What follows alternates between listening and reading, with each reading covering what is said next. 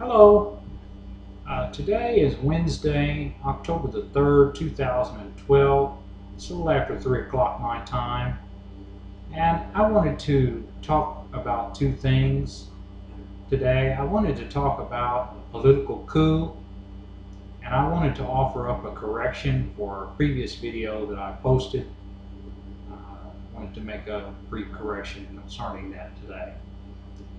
There is, right now, in the 2012 presidential election, a political coup going on. It's never been more evident. It is abundantly clear. President Obama and Governor Romney are the only two candidates of the 5 viable candidates that are running for the presidency of the United States of America that are being heard from on a regular and consistent basis. Period. And it's a shame. It's a real shame. Because the other 3 of the 5 candidates that have well earned and well deserved and well fought for the right to run for the presidency of the United States are not being heard from deliberately and effectively. And I'm, of course, speaking of Governor Gary Johnson, Dr. Jill Stein, and former United States Congressman Virgil Goode. The media, when I say media, I mean all media, be it mainstream, alternative, whatever you want to call it, are deliberately and effectively keeping Governor Johnson, Dr. Stein, and Congressman Goode from being able to debate. And tonight, later on tonight, President Obama and Mitt Romney will meet under the Klieg lights in Denver, Colorado for the first presidential debate. But Congressman Goode and Dr. Stein and Governor Johnson will not get to meet under the Klieg lights, even though they have well earned their right to be heard. The media is deliberately and effectively not polling Governor Johnson, Dr. Stein, and Congressman Goode. However, they are deliberately and effectively polling President Obama and Governor Romney, because that's all they want you and I, the concerned citizen and the concerned voter, to hear from. Alternative opinions and thoughts and ideas matter not. And it's a shame. It's a real shame. The media knows that part of the criteria concerning the Commission on Presidential Debates says that if you're running for the office of Presidency of the United States and the office of Vice Presidency of the United States, you must poll at 15% or better in specific and hand-picked polling data that the Commission on Presidential Debates selects. The media knows this. They know this. And once more, they know that we know that they know this. But yet, they are deliberately and forthrightly not polling Governor Johnson, Dr. Stein, and Congressman Goode. They are, however, polling all the livelong day Governor Romney and President Obama. There's no problem.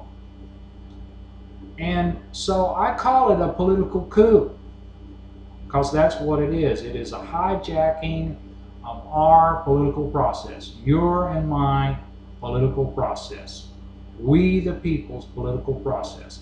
Right now, as it stands today, there are 303 million Americans in the continental United States, living within the continental United States, excluding Alaska and Hawaii. There are 303 million Americans. Of those 303 million Americans, 202 million Americans regularly and consistently participate in the electoral process. And if you ask me concerning this electoral process, when you get down to brass tacks and the nit grit, we're being disenfranchised, folks. We are disenfranchised voters because we are not being allowed to hear from all of the candidates that are running for this office. It is the office of the presidency of the United States of America. It is not the office to be the chief cook and bottle washer down at the Denny's. You are running for the presidency of the United States of America. You deserve the right to be heard from, irregardless and irrespective of whether somebody in the main and alternative media streams or the media period agrees to disagree with you on whatever reason. You have earned the right to be heard. You have gotten on the ballot in all 50 states or are about to get on the ballot in all 50 states. You are constitutionally eligible to be running for that high office. And then when you are polled, when and if, I should say, you are polled, you poll 15% or better nationally or in battleground states.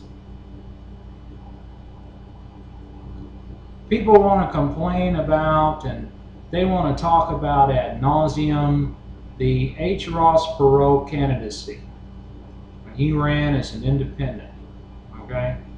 And how that took away votes from George Herbert Walker Bush and that gave votes to President Bill Clinton. It is Bologna and cheese. A vote is a vote is a vote is a vote. And let's be honest, H. Ross Perot had to buy, sell, and trade his way onto the national stage. Okay? And then on top of that, he had to get Bill Clinton and George Herbert Walker Bush's permission, both verbally and written permission, to participate in the debates. Because the Commission on Presidential Debates, and I don't even know how you can call it a commission on presidential debates when there's only two people running the Commission on Presidential Debates. One of them's a Democrat and the other one's a Republican. And they pre-plan and predispose and pre-surmise with the help of the media who they want and who they don't want to run for the office of presidency. Rather, I should say who they want and who they don't want people to see and hear from. Okay? That's the bottom line. It is a political coup. And it's sad. It's really, really sad. And it's shameful.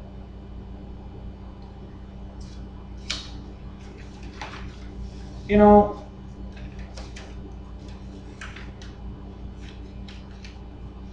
and really, when you get right down to it, Dr. Stein and Governor Johnson and Congressman Good have been forced to run an internet campaign. They're all over the internet. Stein and Johnson and Good are all over the internet, all over social media. They're all over Twitter, all over Facebook, all over Google Plus, Pinterest. They have had to wage their effort to be heard via the internets, via social media. But yet, President Obama and Governor Romney, they get the pleasure of both ends plus the middle. They get the media coverage, they get the social media coverage, they get the print media coverage, they get the radio coverage, and let's be honest, that coverage is corporatist and statist and oligarch coverage at best, and at worst,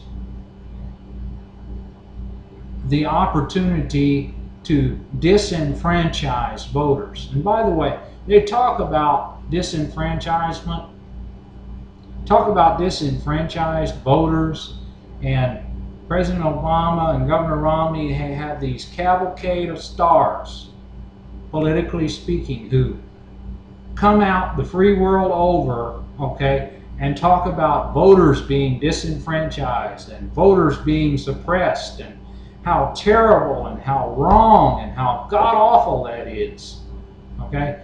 But yet, they are the ones who are doing the disenfranchisement because they are keeping you and I from hearing from all those candidates who are running for the very same office that they're running for. What's the problem? What's the deal? Why is it that we cannot hear or be allowed to hear from Governor Johnson, Dr. Jill Stein, and Virgil Goode? What is it that they have or they know or can assume that they hold some sort of power or sway over Barack Obama and Willard M. Romney? Okay? What is it? They know the color of their favorite underwear. They know they pick their nose at night. You know they use Brill cream instead of the latest herbal hair gel to style their hair. What is the fear? Okay? Why is it such a problem? Why can't we hear from these people? And by the way, I just want to make a little side note here.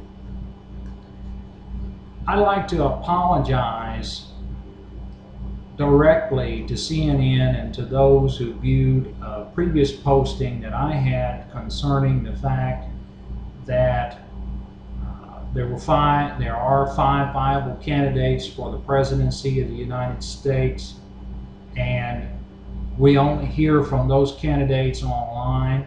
Well, we hear from President Obama and Governor Romney on air and also online, but we only hear from and see Governor Johnson and Dr. Stein and Virgil Goode online and not on air.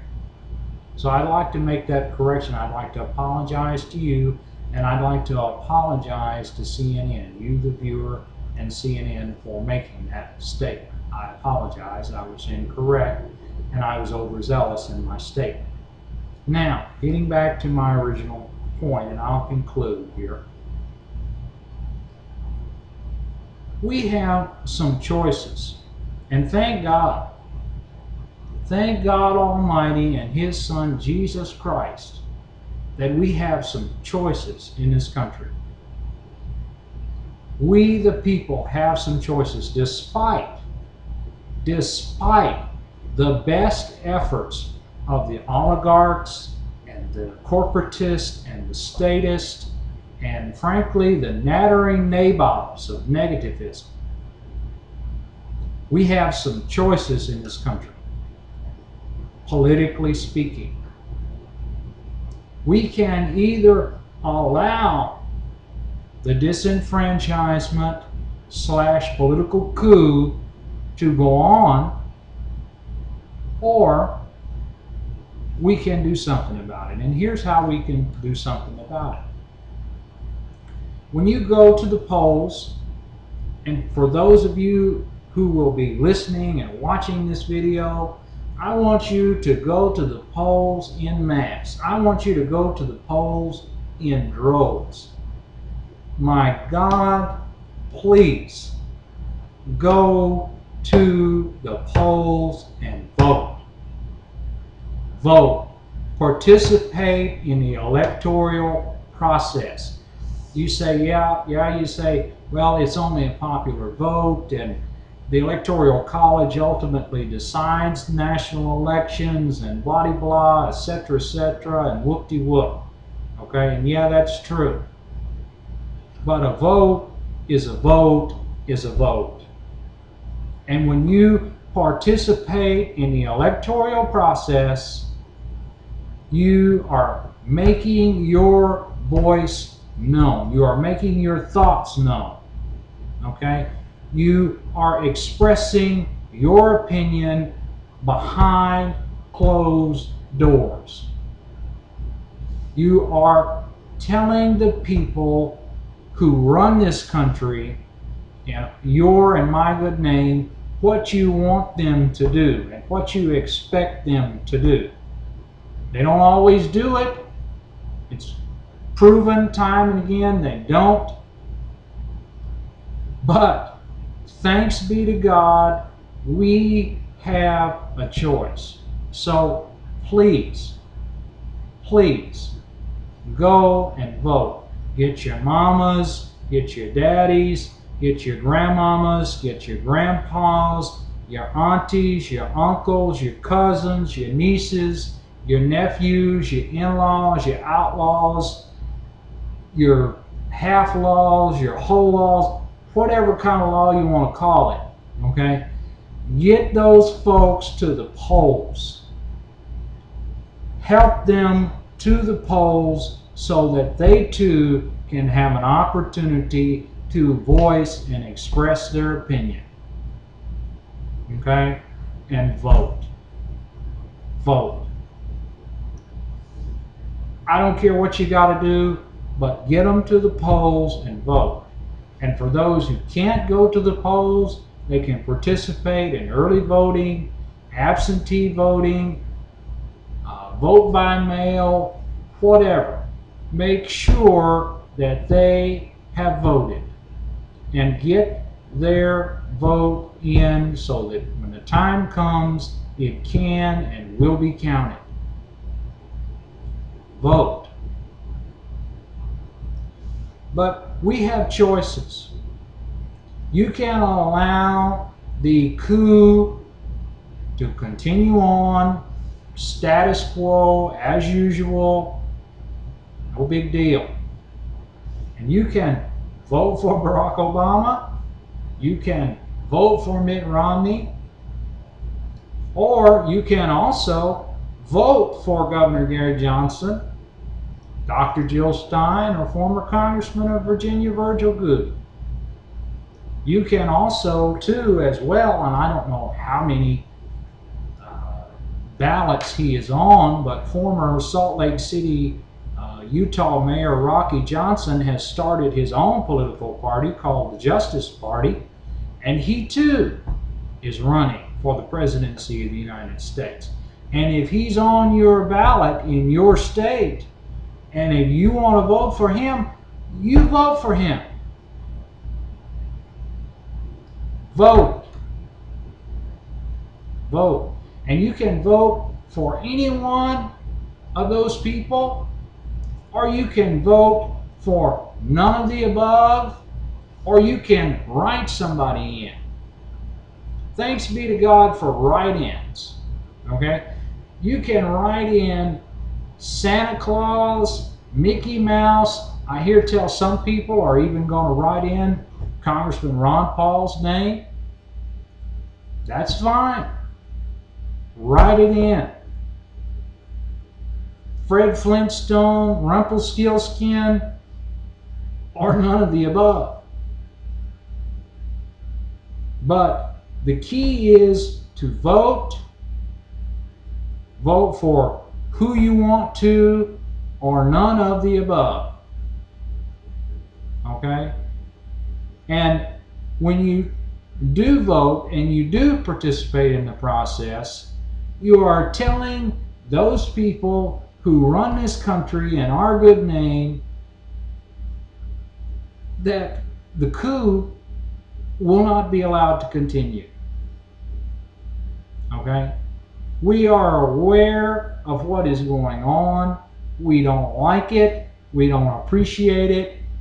Hands off our electoral process. Quit disenfranchising us. Quit disenfranchising we the people. Quit disenfranchising we the voter. Stop it. Stop it. Stay out of our electoral process. Leave our electoral process alone. Really, your lone and sole duty and responsibility, those of you that are running this country, is to put the information out there and allow we the people to decide what we want to do with it. And then carry out our expressed and well-earned right, wish. Carry it out. Don't delay it. Don't hinder it. Don't say, well, you really need to stop and think about what you're doing. Is that really what's best for the country? Is that really what's proper? It's Bologna and cheese, folks. Participate. Go to the polls and vote. Stop this political coup. And that's all I have to say. Thank you.